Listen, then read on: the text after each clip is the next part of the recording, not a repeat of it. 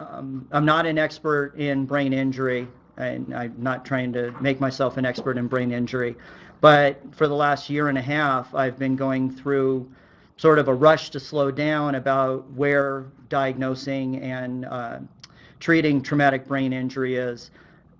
What happened is on a Friday evening at 5:45, left work, was driving home to have dinner with my wife, and oops, at the intersection of Ken, Carl, and Wadsworth at about 5:45 in the evening, I happened to be involved in what turned out to be a 5-car DUI accident, which is pretty unusual. We were told later. Usually a DUI is a single car or at most a second car. She was traveling southbound on Wadsworth, hit car number 2, pushed car number 2 into me, flipped my car, which is a 4Runner, 2.5 times, ending up on a 5th car. We sideswiped a 4th car. I was car 3, at a 45-degree angle. And what was interesting about the whole thing is all I remember is entering the intersection and was knocked unconscious, didn't know that I was unconscious because there's no one else in the car, and all of a sudden, 2 of the people who were looking through my windshield, the woman screamed thinking that I had been killed because I guess my arms were across my chest. And I was still in my seatbelt, but the airbag never deployed. When I came to, I looked through the window. When I looked up to my right, all I could see was blue sky. My driver's side window was laying on the concrete of the street. And within about a minute, 2 Jefferson County sheriff were at my window, pulling on the window, asking if I was okay. Because we were leaning against the concrete, I couldn't get the window or door open. I was still in my seatbelt. The Jefferson County Sheriff tried to move the car, which proceeded to shake and almost flipped over again. So they decided they were going to wait for EMTs to come and figure out how to get me out of the car. At that time, it took about 20 minutes for the EMTs and paramedics, not to get there, but to figure out how to get me out of the car. I was still strapped in, finally got out of the seatbelt. Kind of unfortunately, I decided when the Jefferson County Sheriff asked and the 2 witnesses who had looked through the window asked if they could do anything, I asked them if they could call my wife because I was less than a few blocks from the house, and I was afraid that my daughters, who were both driving, would probably drive through the intersection, and I didn't want them to see what had happened. She ended up making it to the accident and was there when they actually pulled me out of the vehicle. I did walk away. I wasn't hurt at all. At least I didn't think I was hurt at all. We were at the accident for over 2 hours. The intersection was closed until 8 p.m. that evening. The accident was at 5:45 p.m. on a Friday night. It was being criminally investigated from the beginning of the accident. There were 44 witnesses. That I was actually standing with one of them who looked at me, and she had been the car entering the intersection as I went through, but she was south of me and was shaking, and was standing next to my wife, shaking, basically saying that if it had been her car, she probably would have been killed. And the only reason that's important is, although I was checked the minute EMTs got me out of the car, I was checked 4 times, including in an ambulance over the next hour and a half. Car number 2, who was pushed into me from the DUI driver, had a broken leg, broken ankle, and a severe concussion and was transported. The driver, who was the DUI driver, was also transported to an emergency room, not because she had any injuries. She actually walked away from the accident, was walking when my wife got to the accident and was waiting for me to be taken out of the car. But they were taking her to be tested for drugs and alcohol. What became readily apparent to everyone around me, and we'll talk a little bit in the talk. We'll be talking about the NFL settlement and concussion studies. We'll be talking about the PTSD studies with the military, where there's over 697,000 active troops, of which the New England Journal of Medicine says as many as 320,000 have been affected with traumatic brain injury, although the military and the Department of Defense considers most of those to be mild concussive injuries. The biggest problem that I had with the accident is the fact that I didn't know there was anything wrong. I was talking to my wife. I could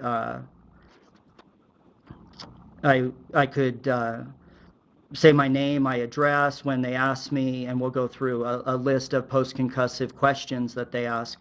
I knew my name, I knew my address. If I focused on what was going on, there wasn't anything. I wasn't bleeding. They kept checking my chest, my legs. The paramedics kept looking at the accident and saying, I don't understand how you walked away from this. So from my standpoint, I thought I was okay.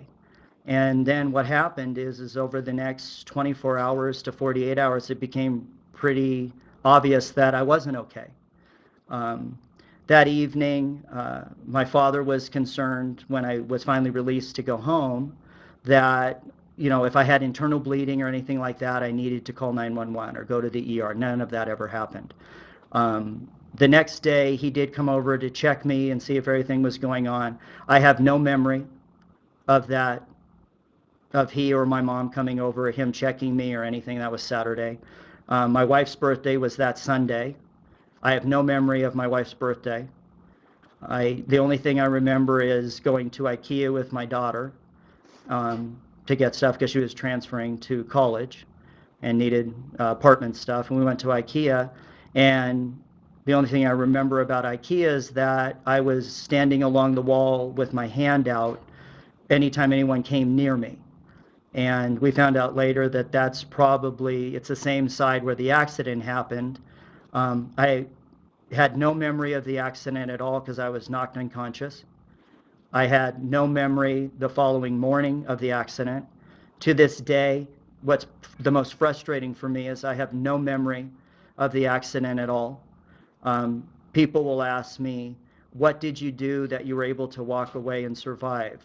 You know, the good news is I was knocked unconscious because everyone tells me, including the police and fire and EMTs, if I hadn't been knocked unconscious, I probably would have been killed. So from that standpoint, it's kind of interesting.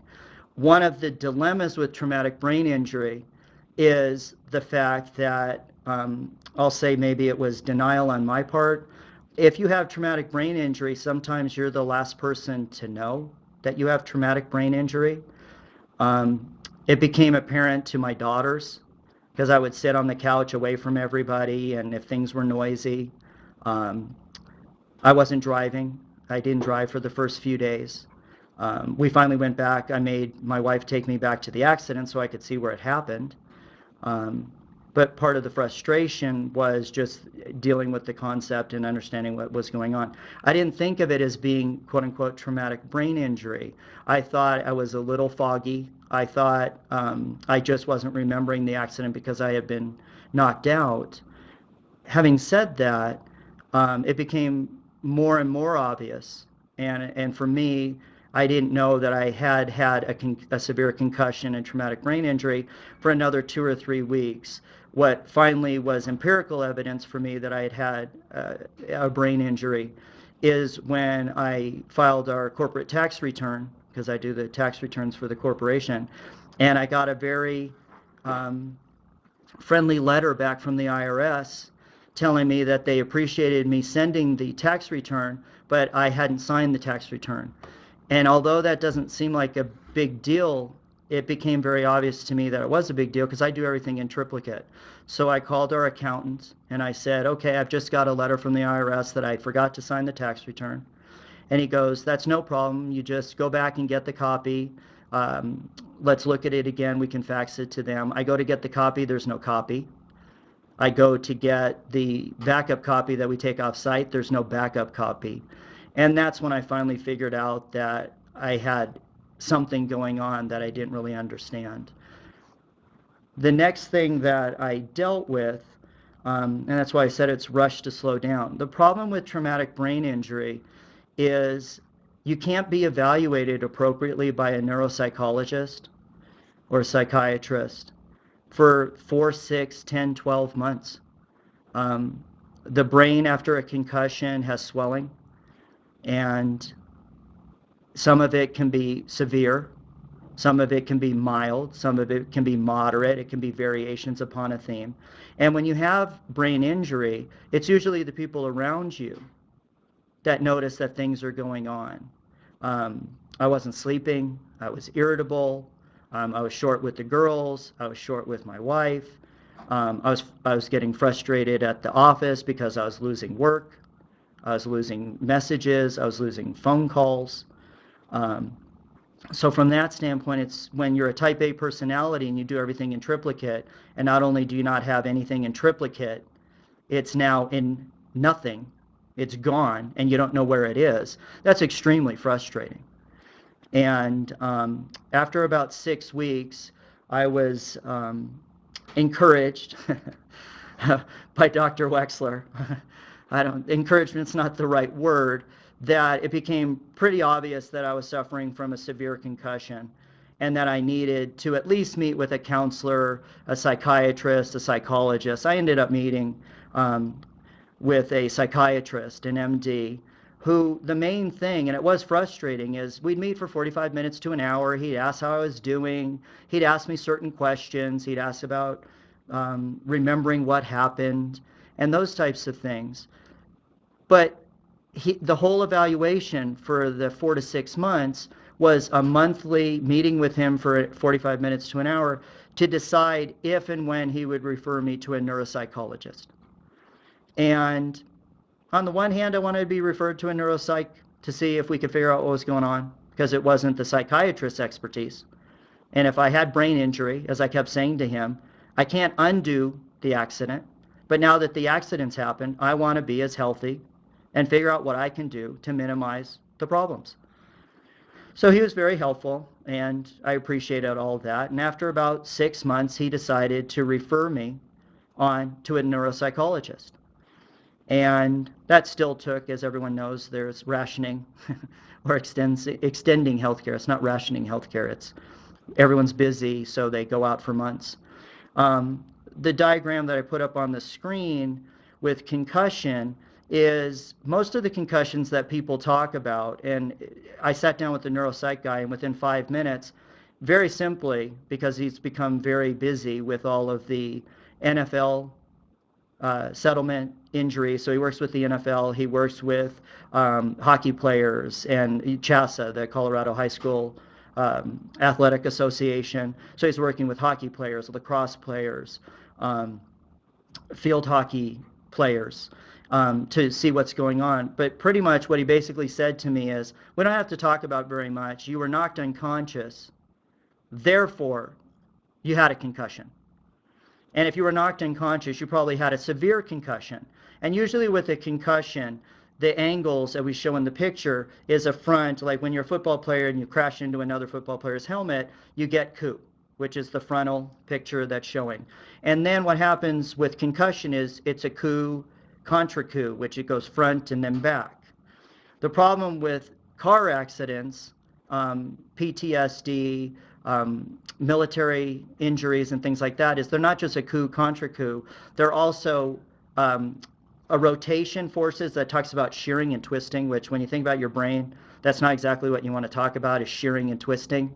But basically when my Forerunner flipped 2.5 times, I didn't just go coup, contra coup, front to back, I went side to side.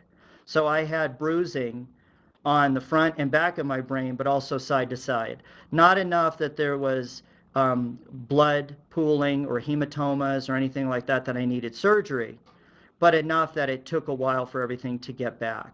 I was sore from the belt, had headaches. The biggest problem that I was having is concentration, irritability, and focusing. And what I didn't know was sleep. And I'll talk a little bit more about the sleep issue of what was going on, because I ended up finally being approved to do a sleep study, which is definitely not the cheapest way to go. It was over $10,000, and I'll explain the cost. I have a cost pyramid from cheapest to most expensive. But on the anatomy of the brain, when he and I were talking about that, and that's why I put it up, when you hit the front part of your brain, it's planning and consciousness, it's speech, and then the back of the brain, you can sort of see what's going on. And then when you do the side to side, so I had a little bit of all of that going on. And based upon where the injury is, and we'll show pictures of the NFL players, and then the PTSD, the military injuries, because the military injuries are all over the brain. And depending on where those injuries are, it's going to affect speech, it's going to affect hearing, it's going to affect planning and consciousness. I was thankful that mine was just really what's turned out to be short-term memory. And although it's I still, like I said, I have no memory of what happened, and that's been the most frustrating, is when everybody asks and says, what happened, what did you do? I truly have no idea. So on the anatomy of the brain, you can see all the different lobes and everything else, and what's affected and what isn't affected. Brain injury, and you can see in this picture, that's traumatic brain injury. The greenish part just above the yellow, this is a military injury, a concussive injury from an IED. That's not what happened to me. I mean, that's very severe brain injury. And those are the types of issues that need to be evaluated by a neuropsychologist, by a neurologist. Not necessarily that surgery will fix that or anything like that.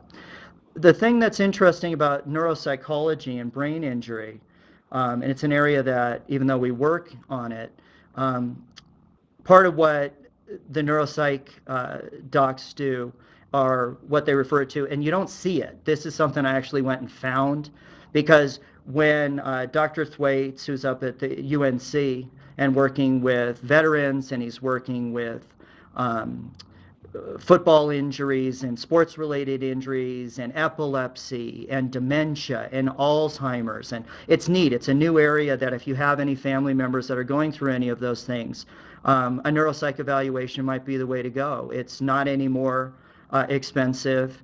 It's usually 3 to 4 hours. It's $300 or $400 an hour. But he asks you lots of different questions from birth to now, and goes back and asks different things. But if you look at the concussive assessment, a lot of the concussive assessment is put together and in a way that when I was at the accident, the EMTs were asking questions. What's your name? What day is it? Who's the president of the United States?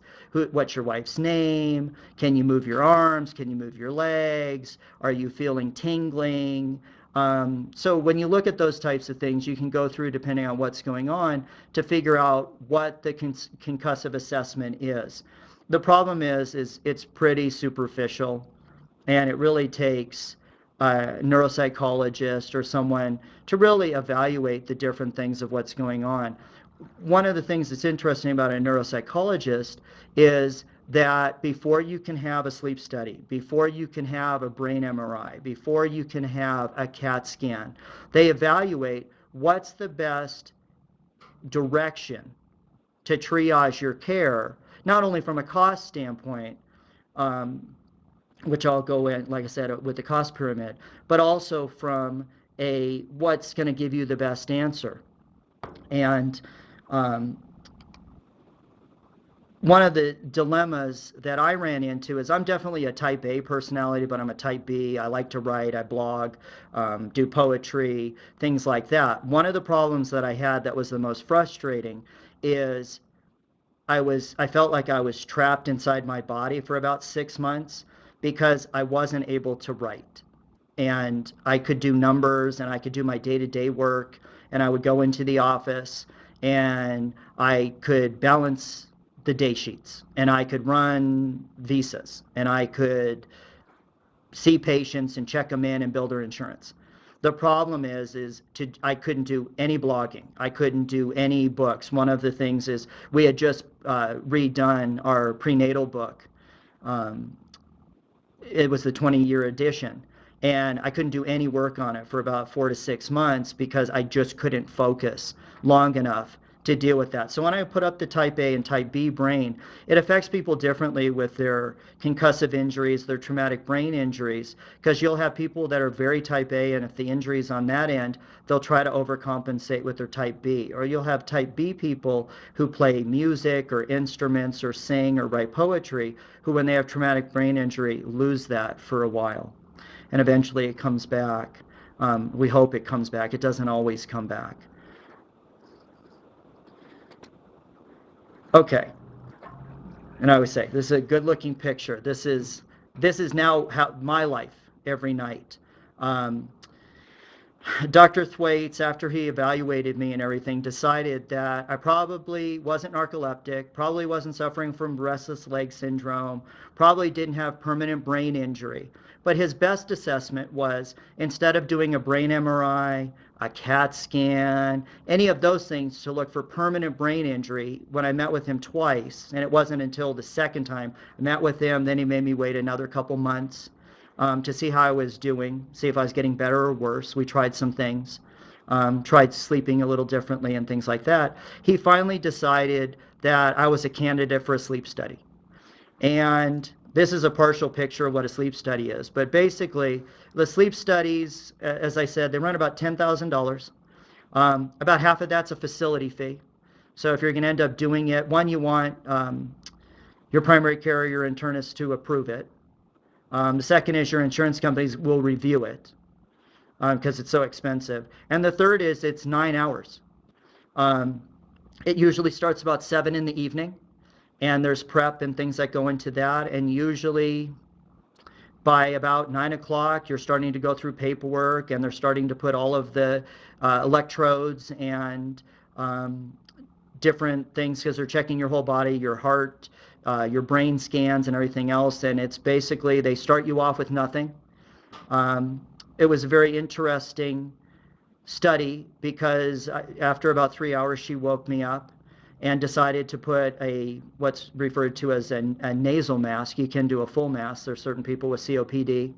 I saw one of the seminars that Phil and People Care did was on COPD, and people that have problems breathing, chronic smokers, emphysema, actually have to do a full mask just to be able to breathe. I was lucky I was able to do just the nasal mask.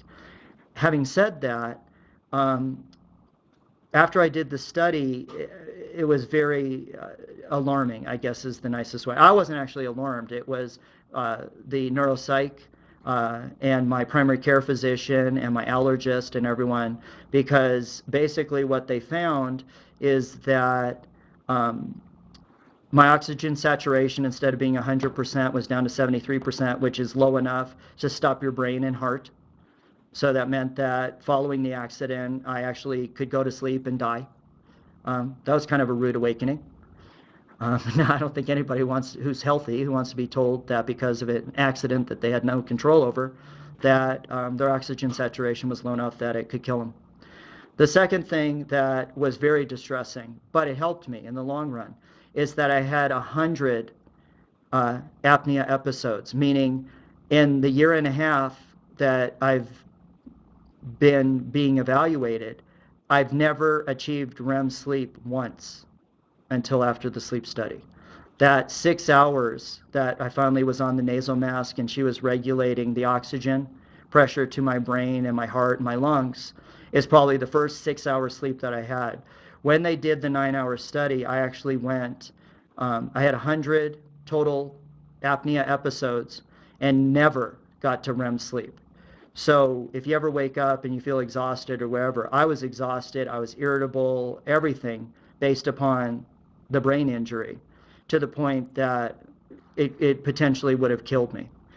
Now every night I get to do the sleep study, not the sleep study, the sleep mask, and I have to do this. It's hooked up. It basically kind of helps me breathe, and hopefully get 6 to 8 hours of good sleep every night. Not always rested, but at least where it's letting my brain recover. Brain MRI, which I didn't do, and we talk about it in the PTSD. The problem with the brain MRI studies is a lot of, in the New England Journal of Medicine article, there were 122 very severely brain injured military that they wanted to do brain MRIs on. You can't do a brain MRI if you have shrapnel, if you have any of those types of things. So out of the 122 people they were going to study, about 43 of them were kicked out of the study for lots of different reasons. Similar to the brain CAT scan. The brain MRI wasn't going to tell Dr. Thwaites any more information about my brain injury. The brain CAT scan wasn't going to tell any more about my brain injury because it wasn't a tumor, it wasn't a concussive injury from an IED like that color picture that I showed you earlier. I didn't have a hematoma that I had to have my brain opened and have blood taken out or anything like that. So to make a long story short, what's been the most interesting for me, and I've kind of been a recipient of it, is the NFL Concussion Settlement. I'm not in the NFL. I don't play in the NFL. But what was interesting about the NFL Concussion Settlement is that it's the first public record of about 4,500 former and retired NFL players sued the NFL over brain injury. And the brain injury with the NFL was Parkinson's disease, Alzheimer's, dementia,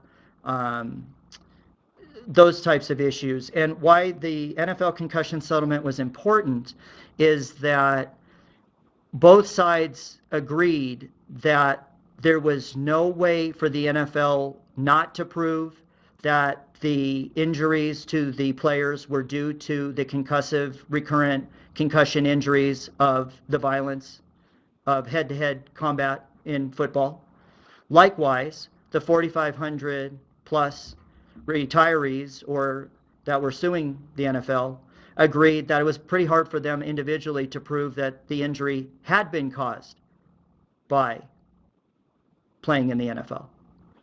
So the mediator was able to find a happy median where both sides said, we're going to set aside $765 million for current and retired players.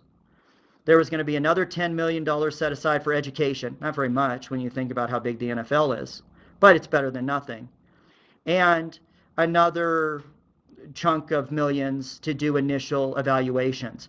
All of the concussive injury evaluations were going to be done by non-NFL MDs, and then based upon those, they were going to start to decide what to work with and what not to work with, who had a claim. Claims were anywhere from $190,000 up to $5 million.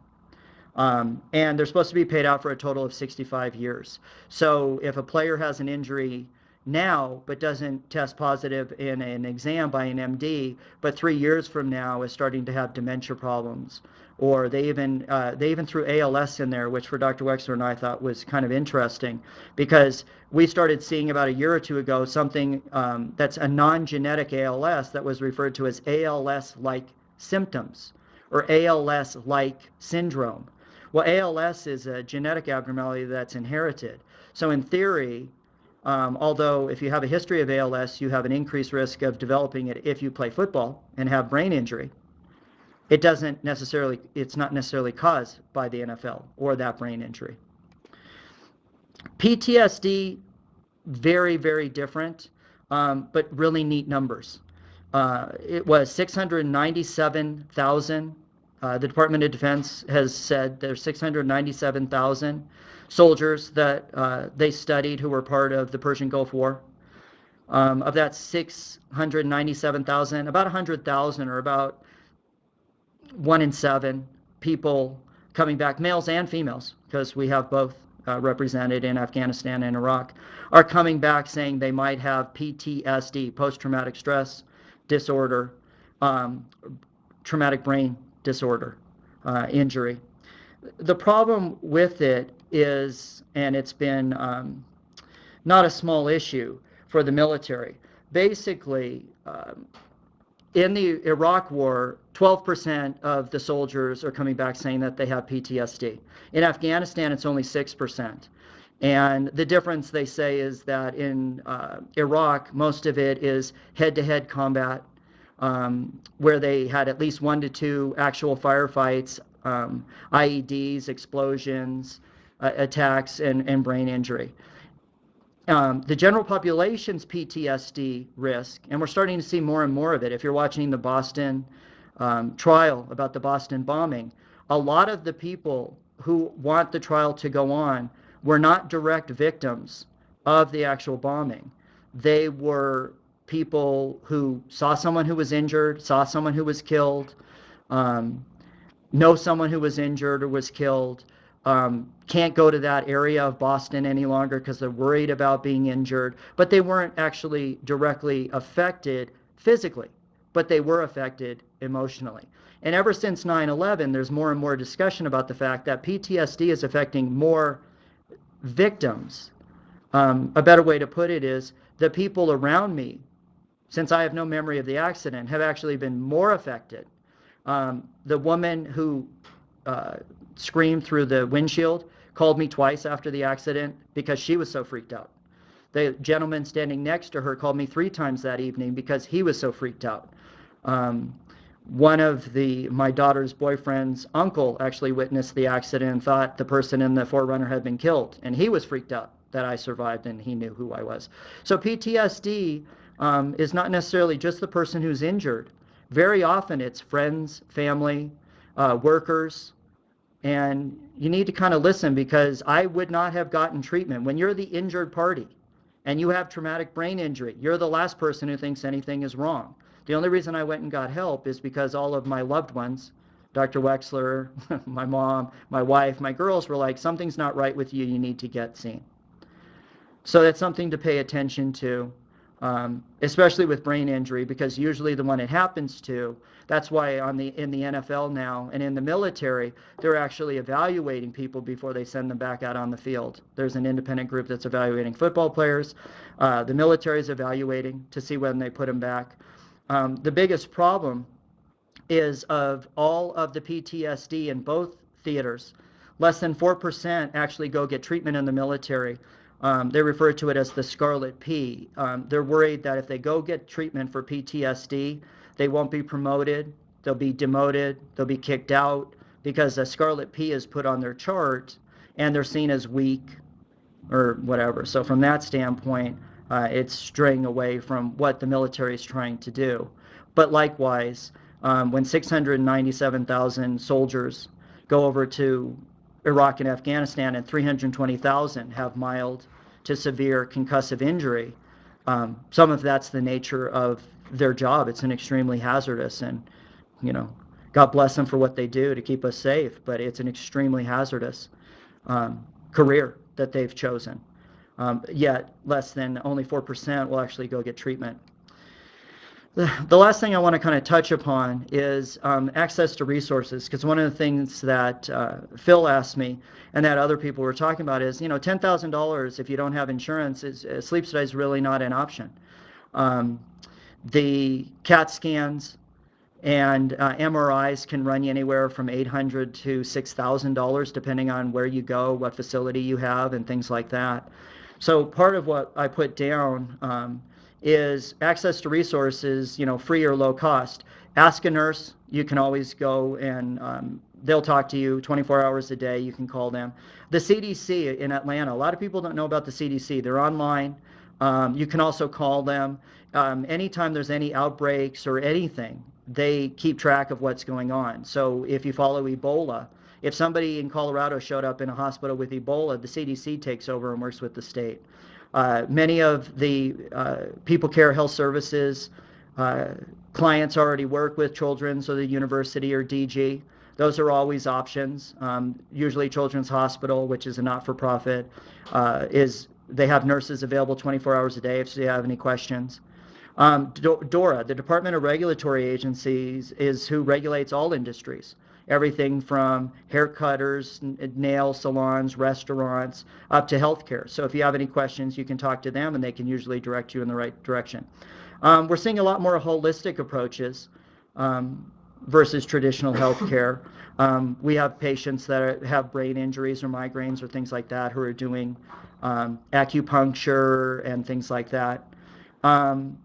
The other is a lot of people don't use their insurance. If you're in a car accident, you can use your accident insurance. You can use the person, like we had to work with our insurance. Now we're going after the DUI driver's insurance. If you have slip and fall and have a concussion, there's homeowners. If you have slip and fall at a workplace, there's workers' comp. If you have slip and fall at Walmart or Kmart, they have their own insurance to make sure you're taken care of. Neuroscience games is Lumosity at www.lumosity.com. It's kind of fun. The neuroscientists say it's not medical, but it's kind of fun to play the games and get your memory. It really helps you with memory, doesn't help with repair of the brain. Libraries are free. Medicaid and CHP mental health benefits have been expanded under the Colorado Health Initiative. National Jewish have grant studies that they'll put under. The 9 Health Fair, a lot of times you can run studies. They don't do brain imaging or things like that. The Blue Pages in the phone book. The VA hospital have grants, and they do studies all the time. And then WebMD and Prevention Magazine. And those are the resources. And any questions? I turn it back to Phil. So Keith, you mentioned, a psychiatrist and neuropsychologist. Most people would think about a neurologist coming out of the gate. Is that something that you considered, or why go right to the neuropsychologist? Actually, what's kind of interesting is unless you have real injury, so unless you're bleeding, unless there's a physical injury that you're actually, like if I had hit the windshield and was bleeding and had pressure where they had to open my head and take the clots out and drain the blood and everything else, that's a neurologist. A neurologist is really like going to a surgeon. It's for a lot of the injuries, especially with the military, the big thing with the VA is them getting in to see anybody. And unfortunately, the way a lot of things are set up is through your primary care. The primary care actually was the one who said to me, we really want a neuropsychologist. The whole area of neuropsychology is totally new. It's sort of the PCP, the primary care physician, of evaluating where people need to go. Because the problem with most of the other areas is with the neurologist, usually there's something structural going on. So when we have patients that have a brain tumor, they go and see a neurologist. If they start to have ALS type symptoms, then they go to evaluate, because now it becomes sort of a brain injury type thing. What we were dealing with most of mine was I had a concussion, which is bruising of the brain, and giving myself enough time to see if it was going to get better or worse. If it didn't get better and it became more of a structural problem, then I probably would have been referred by the neuropsych. The thing with neuropsychologists is they're usually PhDs, not MDs. But they're sort of the gatekeepers of all of that. And so with the primary cares and internists, what I noticed is most of them threw their hands up and said, we don't really understand this area. Why don't we start, because there's so few right now who are doing it.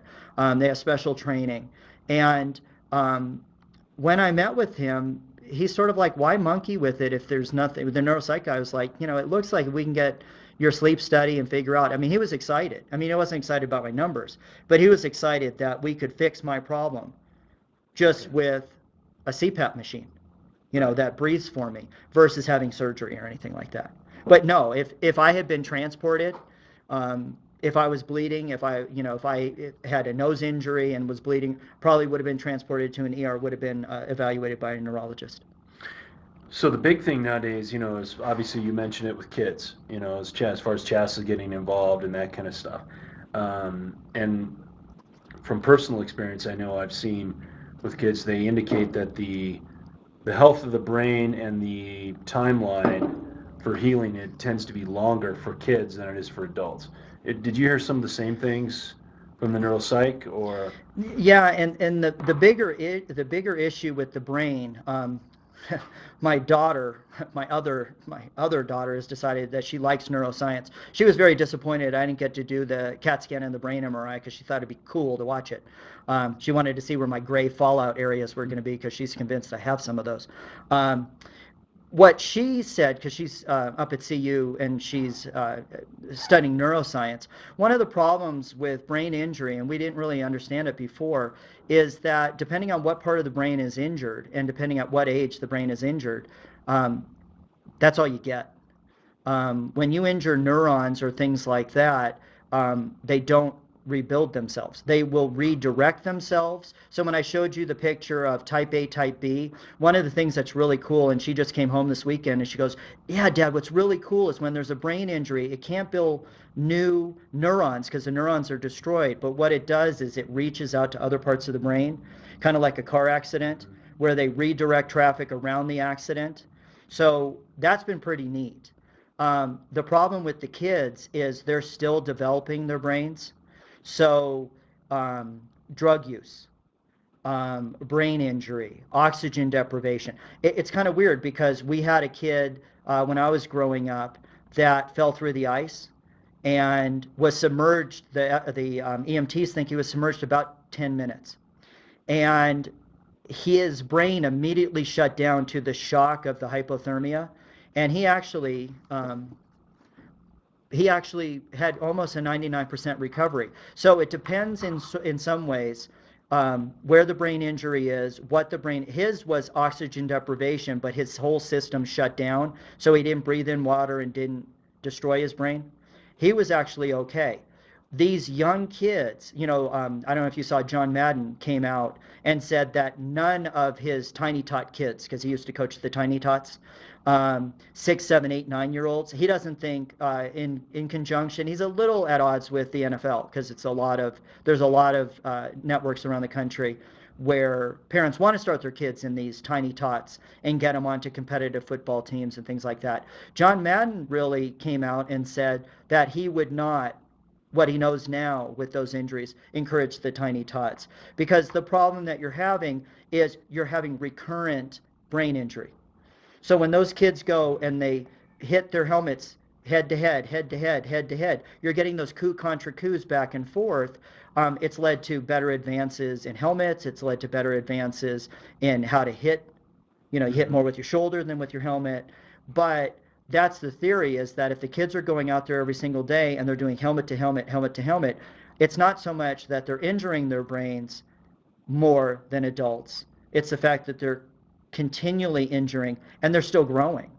So if you're going to injure a child's brain when it's still growing, then by the time they get to be teenagers, you already have injury that you're not going to be able to fix.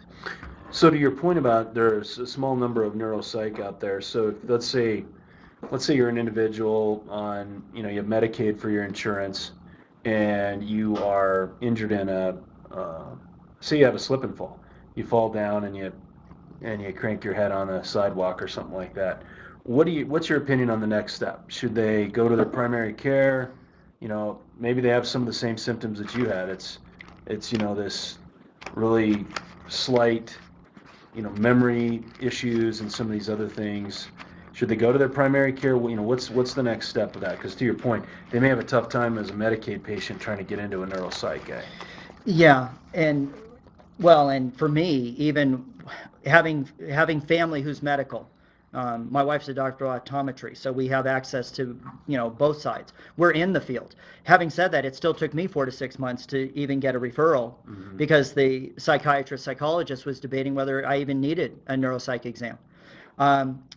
In that situation, everything is still being triaged. I did put a traumatic brain injury cost pyramid together.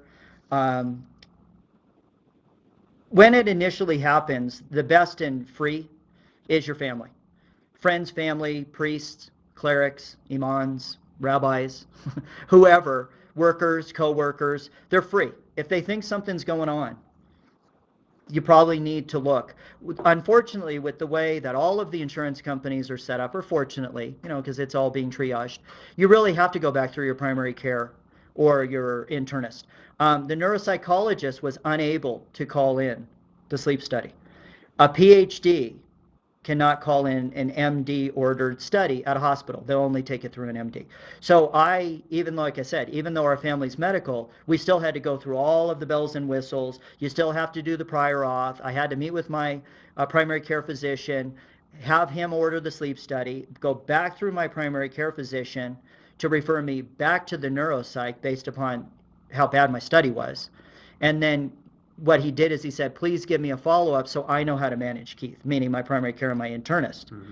A lot of when you deal with counselors, PhDs, Masters Association, a lot of them, with the way the rules are set up, are not able to make referrals to a neurologist or referrals to an MD. So many times, yeah, you would have to go back through your primary care.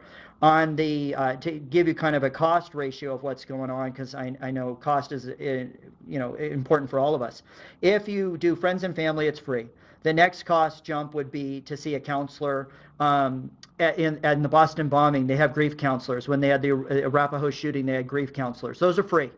So if you have things like that, CHASA, if you have a sports injury, they have people available. They have their own insurance. So they want to make sure that a player doesn't have an injury, walk off the field like it's happened in the last couple of years, go back on the field and die. Counselors with masters usually run $150 to $300 an hour. A psychologist can run $250 to $350 an hour, roughly. Can be more than that. A psychiatrist, an MD, is $350 to $450 per hour. And usually, if it's covered by your insurance, that's great. But if you have to pay for it yourself, that's usually 4 to 6 sessions at $350, $450 an hour to get evaluated just to see a neuropsych. The neuropsych evaluation, which I love, Dr. Thwaites was great, is a minimum of about 3 to 4 hours, and it's anywhere from $1,000 to $1,200. Yeah. Then you get into the brain CT scan, or $800 to $1,600. The brain MRI is $1,100 to $2,600. The sleep study was $10,000, of which $5,000 was a facility fee, which was written off by my insurance. $5,000 was the actual sleep study. And then you have the incidental costs. My CPAP is about $3,500. It's a rent to own. So insurance helps pay for some of it, but I have to pay it till it's owned. The supplies are about $150 a quarter for tubing and everything. And then the medicines, doctor visits, and counseling are in addition to that. So, yeah, I would try to get the primary cares and internists online, because you're going to have to justify these costs to insurance. Right. And unfortunately, we all have to do that now. That's the nature of the beast now. Sure. So we'll open up to folks out there that are on the call with us. Any questions from the audience as a whole?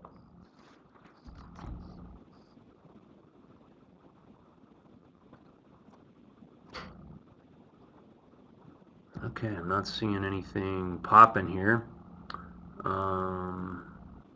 Again, any questions from anybody out there?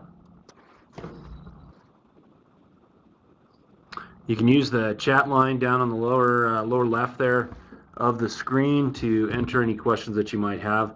If we don't have any questions, we're at 1:51 right now, so we're about a little over 50 minutes into our seminar. I would like to thank Keith for showing some vulnerability here and talking about it. Thank you, sir. I appreciate being invited.